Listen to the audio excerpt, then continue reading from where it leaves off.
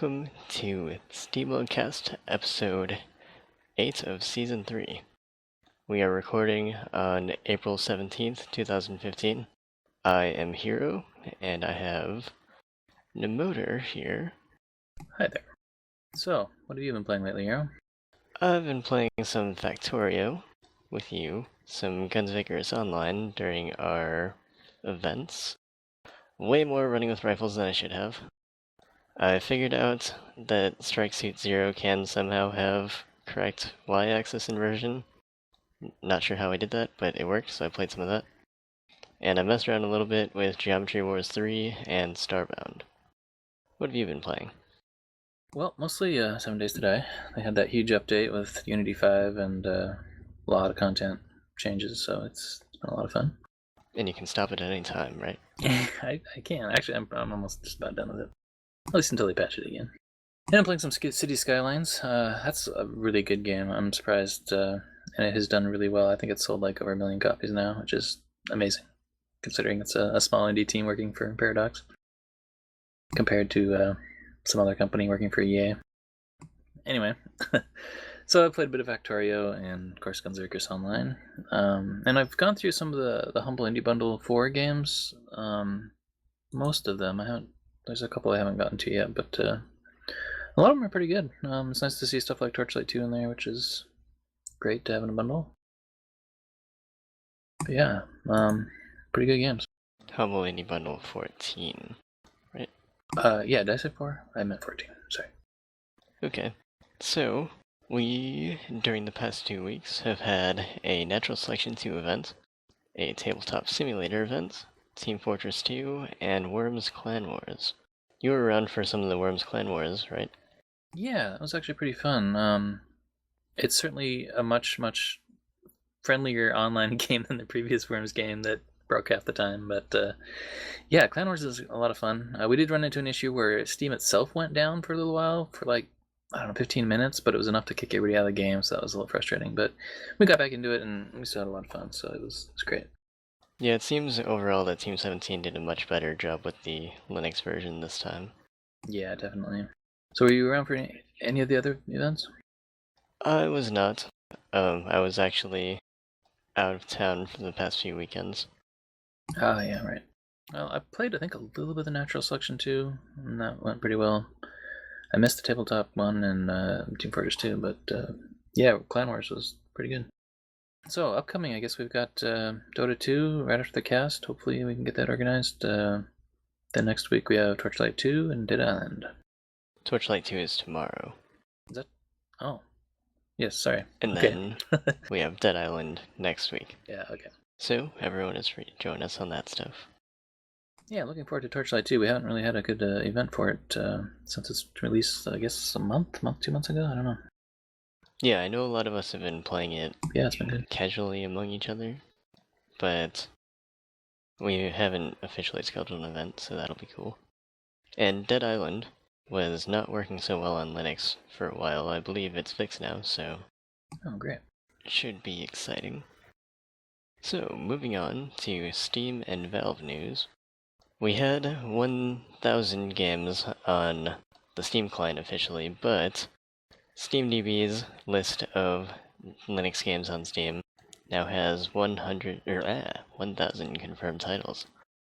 Exciting stuff. So this is a list of games that people have verified to be working, real people, to prevent accidental triggers in the database and stuff like that.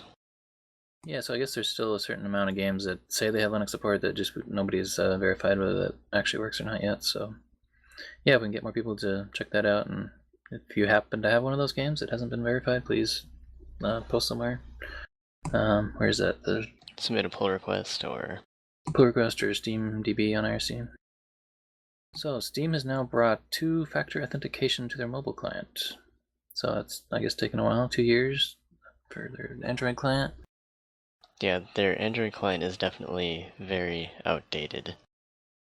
It misses a lot of functions, and the interface is pretty ancient. So this is the first update in a very long time. Now, this is only for Android at the moment.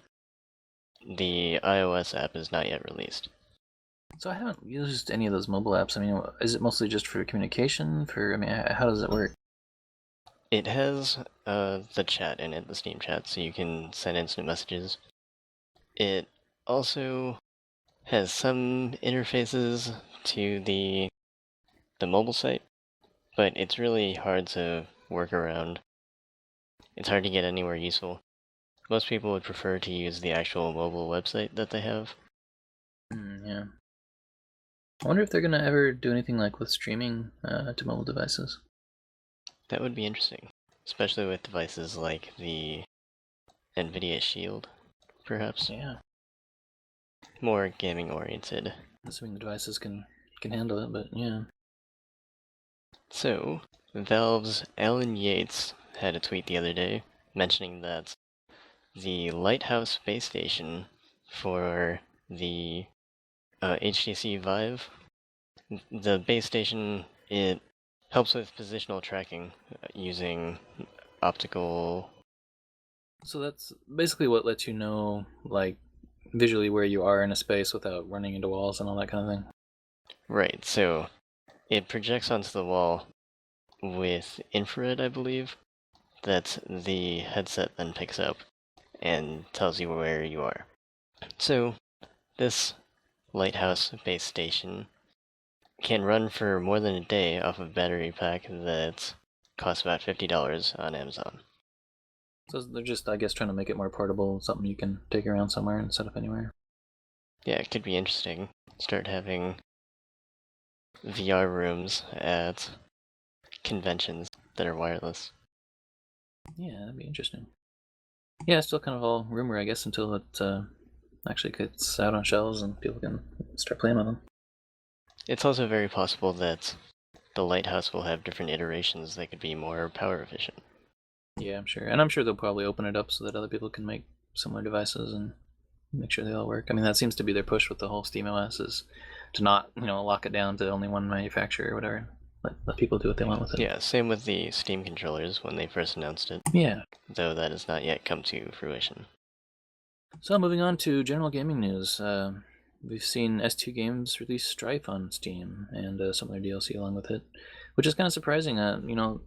Their first game on Steam was Savage 2, and it had a really bad launch, and they couldn't get their servers synced up with Steam very well, and people weren't happy with it. And so I think when Here's a New Earth came out, they said, yeah, we're just not going to put it on Steam. But it looks like they've changed their minds, and in their newest game, they're bringing it back to Steam. So that'll be interesting to see if they can pick up some more players there. Yeah. Have you had a chance to look at Strife at all? I've not looked at that yet. MOBAs, at the moment, I feel like I should just focus on one because of the learning curve. So occasionally I dabble in Dota. Yeah, they all seem to have a similar theme. So you learn the basics of one, and you can kind of figure out the rest. Obviously, you'll be confused on certain combinations and things that just won't make sense. But the basic game seems about the same. I tried Strife a little bit, and I've been playing some of the older Dota 2 and Han more, and it seems like they're trying to aim for a little more casual crowd, but in the end, it's still a MOBA, so either that's your thing or it's not. Right. I've heard a lot of people say many of the mechanics are simplified and make it easier for people who aren't experienced to play the game. I guess, they simplified the interface a bit, but it seems like the core of the game is still very much a MOBA, so it's not like it's going to be that much easier to play or anything. It's just a different take on it, I guess. Right. So, in the Humble Indie Bundle 14, there were 3 games added. That's 140, Mirror Moon EP, and Contraption Maker. Yeah. So Contraption Maker was a new port to Linux, if I remember correctly. Yeah, I think a lot of them were actually, weren't they? Yes, a lot in the bundle, but of the 3 that were just added. Oh yeah, they added. Yeah. That's the Linux debut. Now 140 is a platforming game with an interesting aesthetic. Mirror Moon EP is Yeah, it's very similar to Thomas Was Alone. I mean, it doesn't have the voice acting. It's a little more just music and themes, but right. It has a huge focus on the music. Yeah, you kind of have to move along with the beat and time things. Just try it, but I played through it. It seemed pretty fun. Have you looked at any of these yet? Yeah, I'd played 140 previously before the bundle. I already owned it. Oh, yeah, okay. Mirror Moon EP I have not yet tried. Yeah, I spent a little bit of time with it, and the puzzle part of it seemed interesting, but it doesn't really tell you what you're supposed to be doing or anything. You're just supposed to explore and solve things, I guess. And I kind of got lost after a while, but it seems like kind of well put together. Which, from the marketing stuff, seems the whole point of the game. Yeah, I guess so, yeah. To figure it out as you go. So that's interesting. Yeah, and Contraption Maker is interesting. The distribution of it seems a little hokey, so it might not work for you right away, and I had to go through and delete some extra libraries, like they included libgl, which is rather odd since that kind of depends on what drivers you're using for your video card. But anyway, you can clear that up, you can get it to work, and it does seem to run pretty well. Definitely seems like they'll have to polish up some of the packaging. Yeah. From what I've heard. But once you get it working... But maybe that would be... Yeah, that's pretty good. Maybe that'd be something we could use in the future for events. Creating maps for that. Oh, yeah, man. I've only played with it a little bit, and it seems like there's just thousands of levels and stuff for it already, so I'll have to play through and see what rises to the top, I guess. So, the Banner Saga has finally come to Linux. It was promised a very long time ago, and so it's been a long time coming. I've heard a lot about it, but I've never really looked into it. I mean, is it something that's been really popular? I'd say anticipated among the people that were interested to begin with. It's a... Oh, that's cool. It's an RPG. Is it like a tactical RPG, or what kind? Is it maybe a little bit like Pillars of Eternity? Yeah, it's a turn-based. Yeah, it seems pretty heavily story-focused. That's kind of cool. Yeah, I'll definitely keep an eye on that. And it is Vikings and such. Ah, yes. So, a different style from many role-playing games. It's not just pure fantasy. I guess they've got this Vikings TV show now that's supposed to be pretty good, but maybe we'll have to check them both out at the same time. Interesting. Yeah, look on the History Channel. Anyway, so Gratuitous Space Battles 2 has been released today, I believe. Or is it going to be released? I don't know. Is it out yet? Yes, that is out. Okay, great. That was the Linux port, and I believe Mac port. Yeah. Were made by our own Flibbitivity Bibo. Awesome. So, congratulations to him. Yeah, I only played the first one a little bit, but I haven't looked at the second one at all yet. What's the gameplay of that series like? It seemed kind of like a tactical RTS, I guess. I don't know. It was kind of hard to understand what was going on with the game, but I guess it's got decent following now. So there's a new game released to early access called Zenzi Zenzik, which is a fast-paced, twin-stick, bullet hell sort of shooter game with roguelike elements in a very abstract art style. I do like a good roguelike, but I don't know about bullet hell. Sometimes a little too much for me. Oh yeah, Telly mentions that Gratuitous Space Battles is more like you set the stage and then push the button and sit back and watch what happens. Okay, so it's all about planning. Yeah. So we've seen Age of Wonders 3 released on the 14th, a few days ago. That seems to be a really huge game. It's got a massive following. I mean, it's the third game in the series, and it's been going on for a long time. I'm definitely interested. It's I guess a kind of a turn-based fantasy roleplay style game. I don't know if roleplay is the right word. Maybe more empire building. Yeah, a lot of people would describe this as 4X, I believe. Yeah. Very large scale, build your empire, crush the things. Yeah.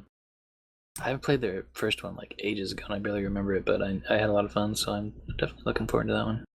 And it looks gorgeous, and it seems like they did a really good job with it.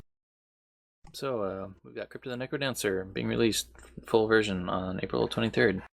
If you haven't yet, check out the trailer. It's not the kind of game that everybody enjoys, but it's got great music, so even if you're not interested in the game, check it out. It should be pretty good. Yeah. I really enjoy Crypt of the Necrodancer. For those that don't know, it's a dungeon crawling game with rhythm-based elements. Very unusual. You have to see it.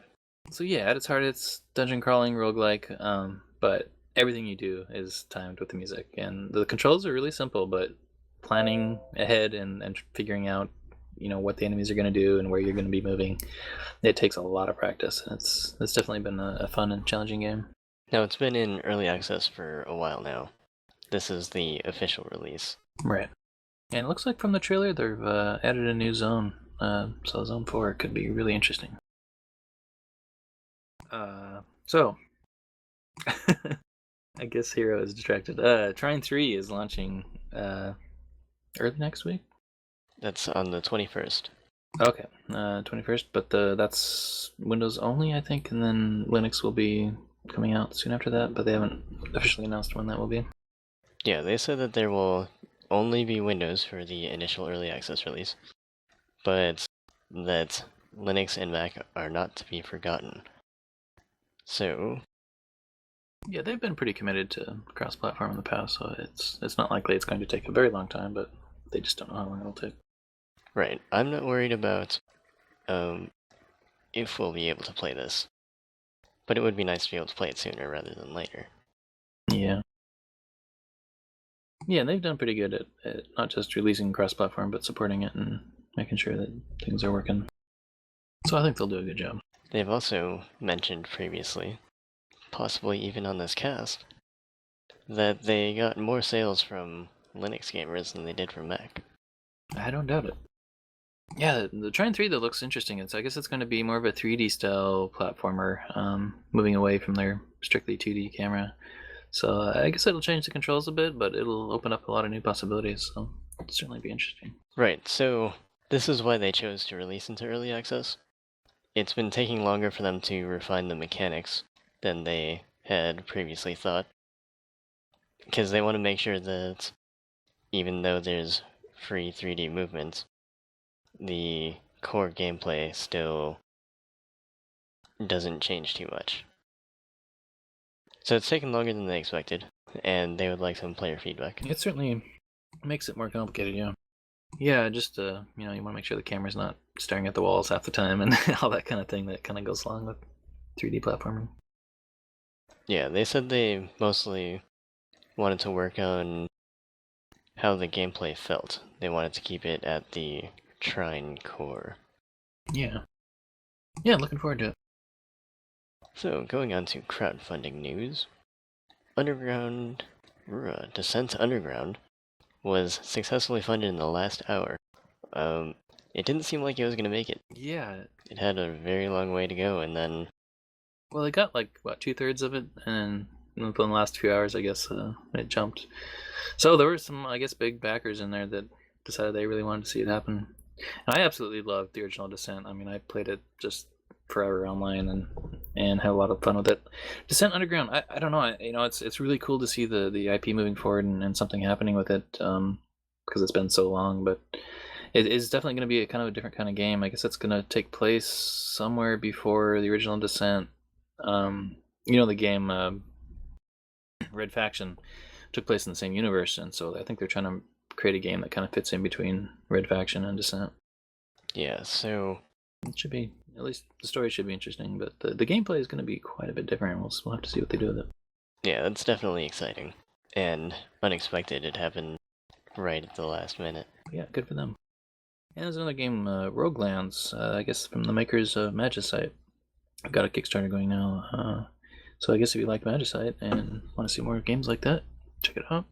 Yeah, so Roguelands has a similar graphic style, it seems, to Magicite, but different gameplay. This is much more RPG focused. Yeah, it looks like they're kind of, biting off a little more than they had before in terms of adding content, so it'd be interesting to see if they can pull that off.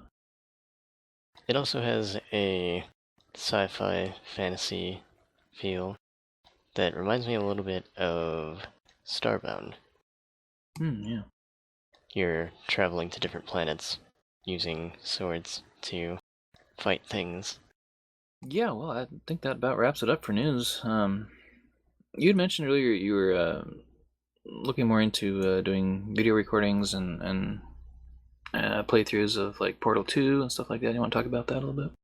Well, I've been uploading some really old recordings I had from the Portal 2 mapping challenge way back Oh, last year's, yeah. last year, right. So I've actually had those sitting on my hard drive for a while. Many of them didn't require edits, but at the time I just didn't have fast enough internet. So I've been uploading some of those. Going through some of my old Guns Vaporous recordings and uploading that. Yeah, I'll have to see if we can link some of that stuff in with the official SteamLUG YouTube channel and some other stuff. Yeah, that'd be cool. But yeah, if anybody else has videos they want to send in, post it on the forums and we'll check it out. I think that about wraps it up for this cast. A little shorter than normal, but there's only 2 of us. Hopefully next time we'll get a few more people. Thanks for joining us, everyone. Yeah, if you got any feedback, email cast@steamlug.org. You can always find us on IRC, freenode.net, number SteamLUG, pound, hashtag, whatever. You can also follow us on Twitter at SteamLUG or on Google Plus at plus SteamLUG. Yeah, Google Plus. And of course our YouTube channel, where you can listen to previous cast recordings as well as on our website. So YouTube, also SteamLUG. Yeah, if anybody's got event, suggestions for events, more than happy to look into that. If anybody wants to just help organize or just be around for a game they really like, let us know and we'll get you hooked up. Yeah, you can stop by the forums on the Steam group, drop into IRC or Mumble, leave any suggestions. Well, I think that'll do it. Thanks everybody for joining us. Goodbye. Bye, everyone.